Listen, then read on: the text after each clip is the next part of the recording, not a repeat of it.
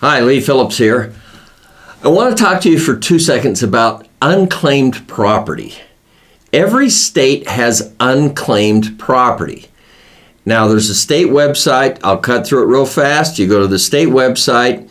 It's a little different name under each state, but you can find it unclaimed property under Idaho or Virginia or whatever it is. And then you enter the person's name, your dad's name, your mom's name, your wife's name, husband, whatever. You enter the name and it will tell you what property the state is holding that is unclaimed. And we're talking trillions of dollars of unclaimed property. New York State has over $500 million in unclaimed insurance money. If the insurance, it's supposed to pay out, if the guy doesn't claim it, then the state gets it. And then the state just sits on it. And believe it or not, I've had unclaimed property. A lot of unclaimed property. There's a tax thing. There's a property tax thing. We got a refund from an insurance company that we never got the check and it was never cashed. I don't know what happened.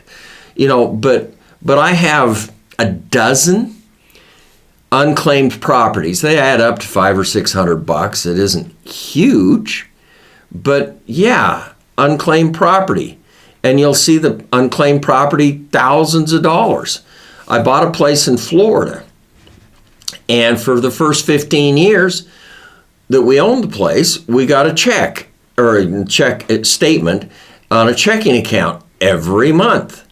The guy we bought the house from had died. His wife had moved in. She was dementia with her kids. And there was $90,000 in this checking account. It was never accessed in 15 years. Now, the bank is going to be obligated to turn over that $90,000 to the state. I made the mistake of telling the mailman we were getting this, and we stopped getting the checking account statement. I was kind of interested to see what was going to happen with it. But I tried to figure out how to never mind. I didn't do that. But $90,000 is a fair chunk of money. And so this family has a $90,000 checking account that's going to be unclaimed property one of these first days. And this money, there's $1.5 trillion in unclaimed 401ks.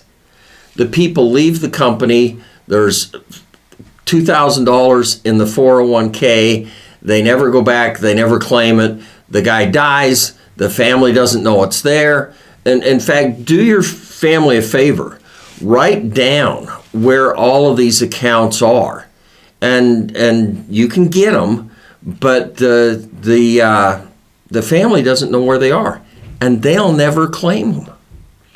Ultimately, after years, it will go to the unclaimed state file, and the state just sits on it. They like this money. I think they get the interest off of it. They do something with it. But if you claim it, they will give it back. So go to the state website and look for it. And it sounds weird, but Christy's dying, and we know there's a safe deposit box key in her jewelry box. And we want to find this safe deposit box before she dies. So we contact all of the banks, every place we've ever been. No safe deposit box. Got to be a safe deposit box somewhere. So finally, I went to the bank where I thought it was. And I walked in and I said, "Do you have a safe deposit box? Matches this key?" "Nope, no safe deposit box." They typed it in the computer. And I said, "We haven't been in this safe deposit box for over 45 years. And they said, "Okay, wait a minute. If it's never been accessed, we've never put it on the computer system." I mean, I knew it had to be with this banking system because we weren't getting billed for it. And Christy was the champion banker at the system, and they would give her a safe deposit box for free. And finally I found it, they said, yep, we do have a signature cards, not computers. So I got into the account, into the safe deposit box, opened it up, and when Christy and I were first married, there was the 73, 74 recession. We didn't even know what a recession was. We just knew that we went to bed every night, and they said, oh, you've got to buy silver, you're going to die. So Christy and I went out and bought silver. The neighbor was a numismatic coin guy, and he said, we'll get you some good silver. So this safe deposit box, and this is a big safe deposit box, was stuffed full of dimes. I mean, you literally couldn't get another dime in it. I opened it up, looked at it, closed it back up, and I haven't been back in it in another 10 years. So this stuff is around, and it happens really weird. Go look for it.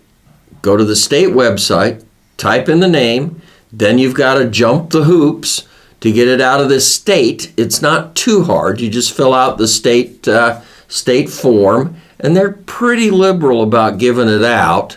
So go get it. It's there. It's money. It's value. And why leave it to the state, guys? Now, a lot of it's in trusts.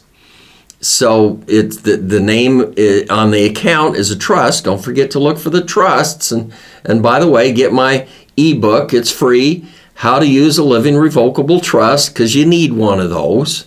It helps. And I did put the safe deposit box in the name of the trust so that when I die, the kids can get into it.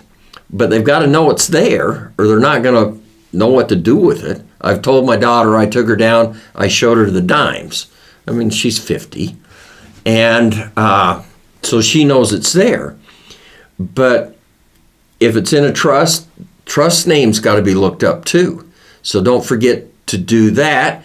Now register and love us and subscribe, and don't forget to hit the buttons below and tell us you like us, and don't forget the ebook. It's actually pretty good, guys. We don't sell your information. Don't sweat that one.